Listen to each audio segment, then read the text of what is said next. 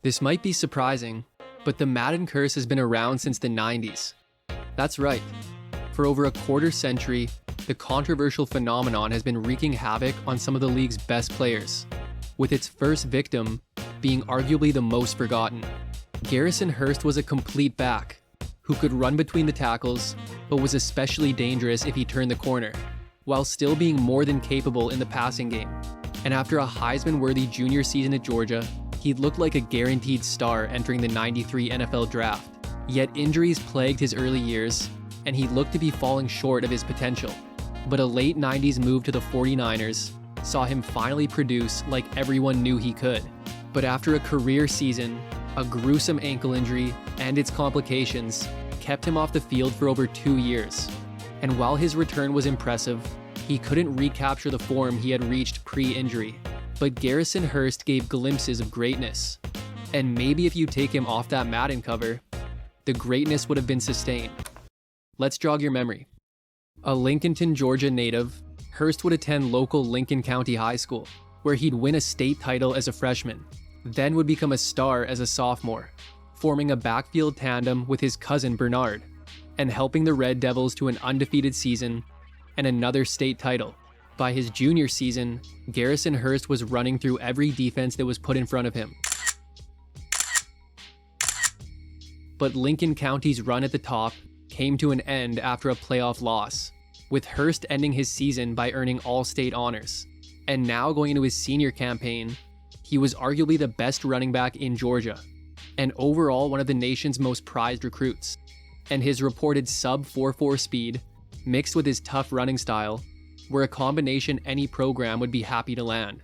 And his talents were on full display as a senior, as he led the Red Devils to another undefeated regular season, then carried them through the state playoffs and dominated the championship game as they regained their champion status. And Hearst ended his year with over 2,000 yards and 36 touchdowns on the ground, leading to multiple accolades. But his college decision wouldn't be as easy. There were many schools in the running for Hearst, and while Auburn was his dream school, they came to the party very late, which angered Hearst and ruined the Tigers' chances of landing the blue-chip recruit. But most people expected that Hearst would commit to Georgia anyway. And even though some concerning reports came out about the Georgia program, Hearst still chose the Bulldogs late in his senior year, as they were persistent and promised him playing time as a freshman. So Hearst joined a Bulldogs team coached by Ray Goff, and he would definitely get his playing time after the Dogs had lost Rodney Hampton to the NFL. And while Georgia boasted one of the nation's worst offenses this year, their biggest weakness was the passing attack. So Hearst would get opportunity on the ground as the lesser of two evils. And while the next level would be an adjustment, Hearst seemed prepared, playing in every game and acting as the team's leading rusher, while splitting carries with Larry Ware. And Georgia had a good 3-1 start to the year, which included a win over Alabama, as Hearst would go over 100 yards in that game.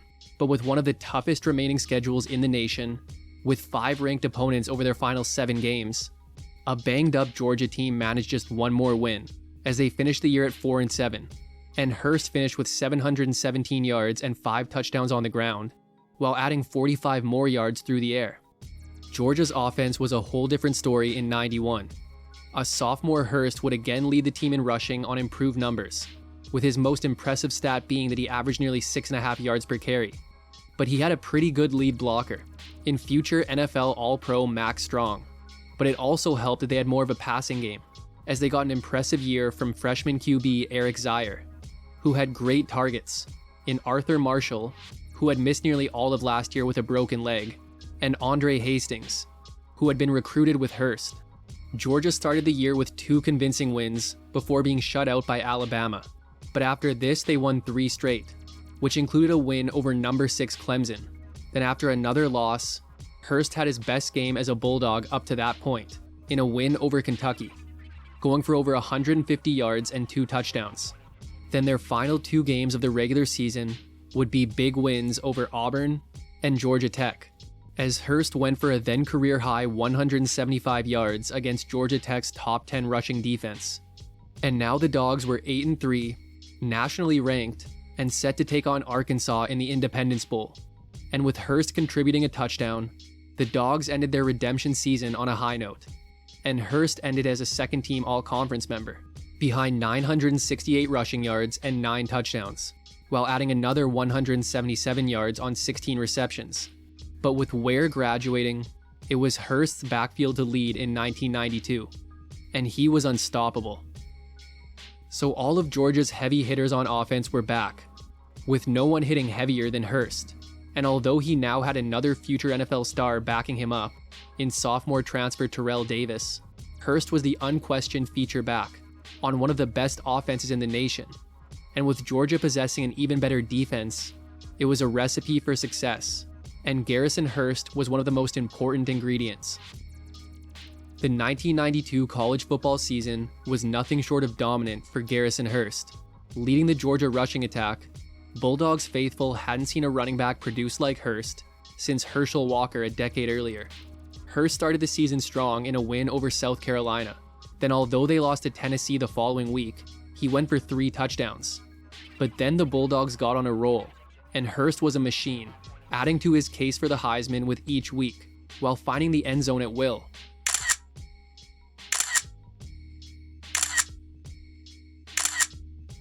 With Georgia winning 6 straight after their Tennessee loss. Then after a shocking loss to Florida, they ended the season with rivalry wins over Auburn and Georgia Tech, landing themselves a matchup with Ohio State in the Citrus Bowl. And an MVP performance from Hearst got Georgia the win, with an All-American season from the halfback seeing him lead the SEC in rushing yards and lead the nation in touchdowns. But while Hearst and San Diego State's Marshall Faulk each had Heisman-worthy seasons, the award would end up going to Miami's Gino Torretta, as Hearst wrapped up his junior season with 1,547 yards and 19 touchdowns on the ground, while adding 22 receptions for 324 yards and 2 more touchdowns through the air, while taking home the Doak Walker. But with such an incredible season from Hearst, he was considered a guaranteed top 5 and maybe even top 3 pick going into the '93 NFL draft. But not so fast, as leading up to the draft, a torn ligament was found in his knee, which impacted his draft stock, with teams even acknowledging that Hearst would need surgery within the next 2 years. But as Hearst never had any problems with the knee, he would roll the dice and go pro. With the choice obtained from the Jets, Phoenix selects Garrison Hearst, running back, Georgia. And sure enough, with the 3rd overall pick, Hearst was drafted by the Phoenix Cardinals, a team in such serious need of a running back after being one of the league's worst rushing teams in '92 that they traded up just to land Hearst. But Hearst's rookie season would not go at all as planned. He missed a good portion of training camp and the preseason due to a contract holdout, before becoming the highest paid player in franchise history. And then things seemed to be going to plan, as Hearst was the team's starting back by week 2, where he went for 76 yards. Then 4 weeks later, he put up a season-high 81 yards on just 10 carries. But then came the following week versus Washington, and Hearst would score his first career touchdown, an unforgettable moment. Unfortunately, it wasn't his only unforgettable moment of that game. So 6 games into his career, his season was over, after suffering further ligament damage in the left knee that raised concerns coming out of college. But there was nothing he could do, and the rehab process would begin, with Hearst's shortened rookie season ending with him rushing for 264 yards and a touchdown, while adding 18 yards on 6 catches. The 1994 season saw now Arizona Cardinals team bring in Buddy Ryan to coach, but he would place Hearst on the physically unable to perform list, where he would remain until being activated in week 7. But Hearst had lost his starting spot, after fellow rookie Ron Moore had performed well as the Cards' replacement following the Hearst injury last year. So with Moore and fullback Larry Centers, carries were hard to come by for Hearst, with his most involvement coming in a Week 16 win over Cincy, where he had 13 carries for 62 yards and his only touchdown of the season, as this marked the Cards' 8th and final win of the season, with their .500 record not being enough for a playoff berth, as Hearst ended his season with 169 rushing yards and a touchdown, while adding 49 more yards through the air on 6 receptions. But with a healthy offseason and more time for him to regain his form, Hearst looked to be finding his stride in year 3. The Cardinals traded a Moore for a Moore during the offseason, sending Ron Moore to the Jets for receiver Rob Moore, indicating that they were going with Hearst as their lead back. Yet while you could almost guarantee a Buddy Ryan coach team would have a good defense, this wasn't the case at all in '95. And with an offense that wasn't much better, Arizona fans were in for a long season. They featured veteran QB Dave Craig as their starter, who would spread the ball around to the newly acquired Moore, along with Frank Sanders, and fullback Larry Centers, who would pace the team in receptions. Yet few touchdowns were scored. Then there was Hearst, leading the run game, who would have both a breakout year and a historically bad year. After 2 straight injury-filled seasons to begin his career, Garrison Hearst would appear in all 16 games for the Cardinals during the '95 season, recording a touchdown in Week 2 and his first 100-yard game the following week, and would go on to rush for 100 yards in 2 more games, as he would finish the year with 1,070 rushing yards, marking his first career 1,000-yard season, after rushing for less than 500 yards in his first 2 seasons combined. But that Week 2 touchdown was his only rushing touchdown of the year, making him the first back in NFL history to rush for at least 1,000 yards, but score just 1 touchdown. And with 12 fumbles on the season, there was definitely room for improvement. But hey, at least he added another touchdown through the air. And with the Cardinals being one of the lowest scoring teams, with one of the league's worst O-lines, while also allowing the most points, they finished with a disappointing 4-12 record and missed the playoffs. As Hearst's year ended with him rushing for 1,070 yards and 1 touchdown, while adding 243 yards on 29 receptions and 1 more touchdown. But the Cards brought in another high draft pick over the offseason and needed to free up cap space. The '96 NFL Draft saw the Cardinals bring in another great 3rd overall pick in Illinois' Simeon Rice. But after signing a restricted free agent Hearst to a 1-year tender, they changed their mind and cut him during camp to assure that they could sign Rice, as Hearst would find a new home with the Cincinnati Bengals. So now the Bengals' 2 best running backs had suffered significant early career knee injuries, as along with Hearst, they featured second-year back Kajana Carter, who had missed his entire rookie season due to injury. But the Bengals' offense was better known for their aerial attack, with the cannon arm Jeff Blake throwing it to the great receiver duo of Carl Pickens and Darnay Scott. And while Hearst was seeing the field over the first quarter of the season, he had been playing behind Carter. But as Carter was struggling, Hearst got the starting nod in Week 6 versus Houston and turned in 90 yards on 15 carries, as he would become the team starter for the remainder of the season. And while he would lead the team with solid rushing totals, he never cracked 100 yards, and also never found pay dirt on the ground, as Carter took on the role of goal line back. So while Hearst had another year playing all 16 games, it was an underwhelming performance, but he did clean up his ball security with just 1 fumble. However, the Bengals started at a horrible 1-6, but after bringing in Bruce Coslet, they would win 7 of their final 9. However, their 8-8 record wasn't enough for the playoffs, as Hearst's year in Cincy had seen him rush for 847 yards, while adding 131 yards through the air on 12 receptions, which included his only touchdown. But now Hearst was an unrestricted free agent, and his next stop would be his best stop. So Hearst would sign a 2-year deal with the 49ers, who, while possessing one of the league's better passing offenses, had been in search of a lead back since losing Ricky Watters a few seasons earlier. The 49ers still featured franchise mainstays in Steve Young and Jerry Rice, and also had a rapidly improving second-year wideout named Terrell Owens. But part of the reason he showed so much improvement this year was because Rice went down in Week 1 and didn't return until the second last game of the year. But this also meant the team needed to rely more on the ground game, and Hearst would lead the way, while sharing the backfield with Terry Kirby. So after a season-opening loss to Tampa Bay, the 49ers started winning, and did it convincingly, as they would go on an 11-game win streak, with Hearst playing a large role during that streak, giving the Niners a run element to their offense which they had lacked for years, with one of his best stretches coming from weeks 5 through 8, when he went for a season-high 141 yards against the Panthers. Then after an 81-yard performance against the Rams coming out of the bye, he eclipsed the 100-yard mark again against Atlanta the following week, and after 13 games, he had surpassed the 1,000-yard mark for the second time in his career. And while he did only have 4 rushing touchdowns, it was still 1 more than his first 4 seasons combined. So all in all, Hearst was having a very successful season, as he was finally running behind a good O-line, and the 49ers were cruising. But after Kansas City broke their streak in Week 14, Hearst would be sidelined for the remainder of the regular season with a collarbone injury. But with a top 5 offense and defense, they would finish at 13-3 and get a divisional round matchup with Minnesota. And while Hearst was still sidelined, the 49ers put up 38 points to advance to the NFC Championship game versus Green Bay. And while Hearst was back for this game, he wasn't able to get anything going, totaling 12 rushing yards on 8 carries, as the Packers' defense stifled the Niners, with Hearst's resurgent season seeing him rush for 1,019 yards and 4 touchdowns, while adding 194 receiving yards on 21 catches, with 2 more touchdowns. And his great season got him noticed by the namesake of the most popular football video game. Going into the 1998 NFL season, EA Sports and John Madden were set to release their yearly installment of what had become the best video game on the market.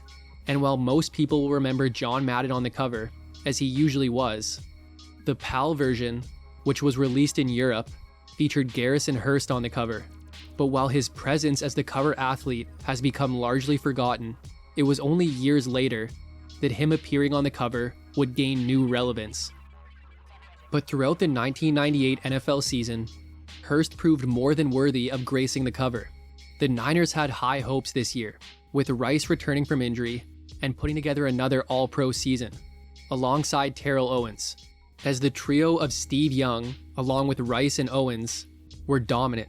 But they were made even better due to defenses having to respect the run, led by Hearst. And in Week 1 versus the Jets, he would show the league how dangerous he was. Hearst with a hole up the middle and breaks free. 30, 20, the 10. Touchdown! After rushing for 87 yards and a touchdown in regulation, the game went to overtime. And after a punt pinned the 49ers at their own 4, they gave it to Hearst to start their drive. And a couple broken tackles, and 96 yards later, he had galloped to the end zone with one of the greatest touchdown runs in NFL history, walking off the game and leaving on his teammates' shoulders. Then he put up 138 yards and another touchdown the following week. And while he would fail to hit 100 yards over his next 9, he remained consistent on the ground.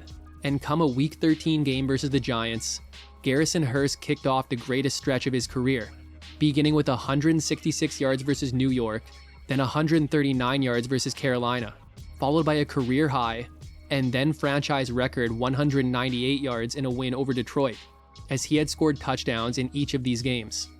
Then, although it ended in a loss, he recorded his 4th straight 100-yard game versus New England in the second last game of the season, before being used sparingly in an easy win over St. Louis to end their year, as he put up career highs across the board, while also setting then franchise records for rushing yards and yards from scrimmage, finishing as a top 3 rusher in the league, with a league-leading 5.1 yards per carry, en route to his first Pro Bowl selection.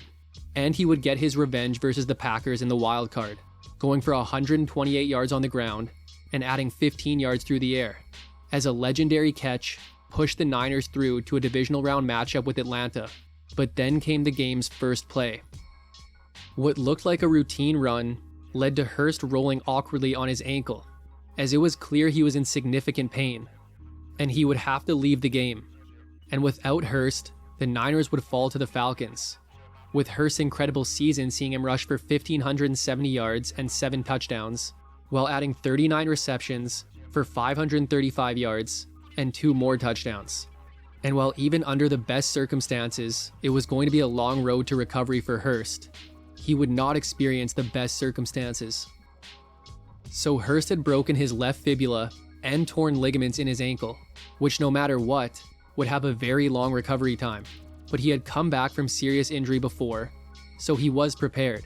But then things got way worse in July, when it was announced that doctors made some unsettling discoveries during his recovery, as circulatory complications had led to him developing a vascular necrosis, which essentially was the death of one of his ankle bones, with his condition being the same thing that ended Bo Jackson's career. So now it wasn't a matter of when Hearst resumed his career, it was a matter of if. But look at that. It's opening day, and Garrison Hearst is starting for the 49ers. But this isn't opening day 1999. It's opening day 2001, as Hearst hadn't appeared in an NFL game in about 2.5 years. But he never gave up, and he was back on a Niners team that looked a little different from when he last played, as Young had called it a career and Rice left for the Raiders. But Owens was still there, and had Jeff Garcia throwing it to him. And for insurance, the Niners had selected running back Kevin Barlow in the 01 draft, who would share the backfield with Hearst this season. But outside of Hearst, there weren't too many people who expected him to do what he did this season. After coming back from what was believed to be a career-ending injury and not playing an NFL game for 32 months, Garrison Hearst returned with a couple modest performances for the 49ers to begin the 2001 season. And while a once Pro Bowl running back, who now had a dead bone in his ankle, seemed unlikely to ever return to his pre-injury form, he proved everyone wrong soon after this, going for 105 yards through the air in Week 7 versus Chicago, then 2 weeks later going for a season-high 145 yards on the ground, and would go for at least 100 yards 3 more times this season, as his incredible comeback had seen him go for over 1,200 yards on the ground, while also hauling in a then career-high 41 passes, finishing as a top 10 rusher in the league while averaging nearly 5 yards per carry, en route to his second Pro Bowl selection and a well-deserved Comeback Player of the Year award. And with Hearst defying the odds, a Niners team who had won 10 games in the past 2 years without him would win 12 games this season and make a return to the playoffs. So Hearst had put together a fairy tale year and hoped that the Niners as a whole could continue this throughout the playoffs, as they would get a wildcard matchup with Green Bay, and Hearst would stay productive, going for 42 yards and a touchdown on the ground and adding 23 yards through the air.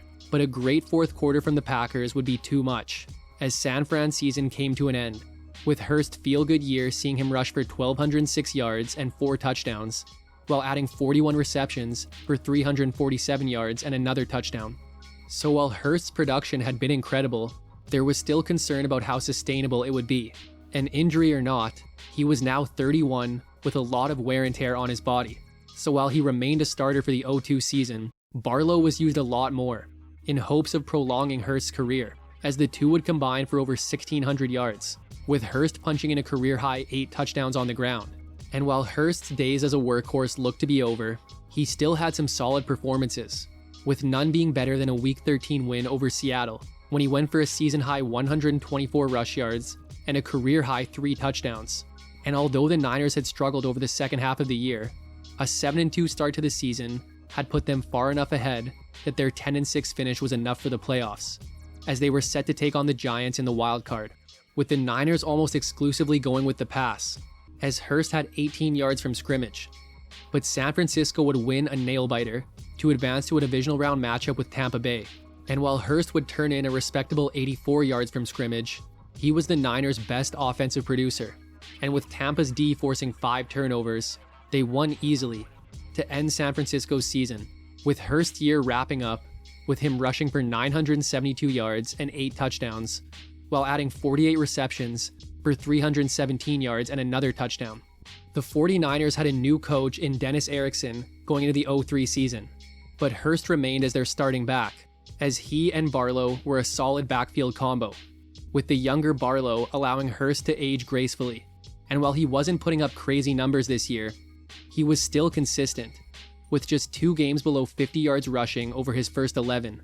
But after gaining 47 yards in his 12th game versus Baltimore, he was knocked out of the game with a knee injury, which would ultimately shut him down for the remainder of the season, as the Niners finished at 7-9 and missed the playoffs, with Hearst's 12 games seeing him rush for 768 yards and 3 touchdowns, while adding 25 catches for 211 yards and 1 more touchdown. But with Hearst getting older and Barlow turning in a 1,000-yard season, San Francisco felt it was time to move on, releasing Hearst in the offseason. Hearst would sign on with the Denver Broncos for the 04 season, but the Broncos had a lot of depth at running back, and Hearst found himself getting little playing time and limited touches, before going on IR near the end of the season with a hand injury, for a Broncos team whose season ended in the wild card with a loss to Indy, as Hearst's year with the Broncos had seen him rush for 81 yards and a touchdown, while adding 2 catches for 20 yards. But this marked the end of Garrison Hearst's career, which while it may not have been what it once seemed like it would, it ended much better than everyone expected after the injury. Garrison Hearst had an inspiring career, a guy who no question had the talent and the drive to be great, but whose body failed him in some of the worst ways imaginable. His early years were underwhelming, and he definitely experienced his own growing pains, but severe injury hit him almost immediately. Yet once he finally got on a team with a legit O-line, he broke out as one of the most complete running backs in the NFL. Then shortly after reaching his peak, he was fighting for his career. But not only did he become the first player to come back from avascular necrosis, he came back and was still one of the league's best running backs. So while Garrison Hearst's stats may not be eye-popping, add in the context and they become much better. And at the end of the day, Garrison Hearst wasn't going to let anything stop him, including the Madden Curse. But that's it for today's episode on Garrison Hearst. Hope you enjoyed it, and make sure to subscribe for more videos like this one. If you liked it, check out this one on the player he was released for in Arizona, or this one on a guy that replaced him when he left Cincinnati. Thanks for watching, and see you next time.